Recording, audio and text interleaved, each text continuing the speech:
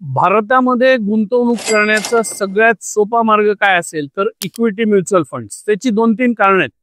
पहिलं कारण म्हणजे 3 रेग्युलेटर आहेत, सेबी, एम्फी आणि आरबीआय। 60 वर्षाचा इतिहास आहे वेल्थ क्रिएशनचा। सरासरी 14-15% रिटर्न ऑन इन्व्हेस्टमेंट आहे मागच्या 60 वर्षात। 60 वर्षात एकही फ्रॉड नाही, याचाच अर्थ हे सगळे रेग्युलेटर्स आपलं काम चोख बजावत आहेत, कोणाचेही पैसे बुडवलेले नाही।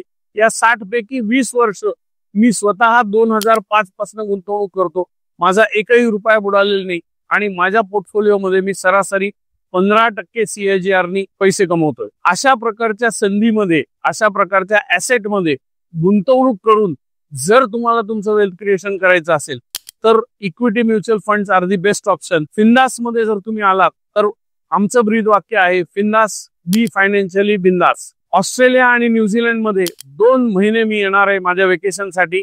माय वेकेशन स्टार्ट्स ऑन 6 सप्टेंबर आणि ज्या ज्या ऑस्ट्रेलियामध्ये राहणाऱ्या आणि न्यूझीलंड मध्ये राहणाऱ्या एनआरआयज ला मला भेटून हे जाणून घ्यायचंय की अशा प्रकारचे रिटर्न्स आणि पैसा सेफ ठेवून असे रिटर्न्स कसे भारतात कमवता येतील, त्यांनी माझ्या बायोमध्ये जायचंय आणि तो फॉर्म भरायचा आहे, जेणेकरून माझी टीम तुमच्या संपर्कात येईल आणि ऑस्ट्रेलियात आपण समक्ष भेटू शकू।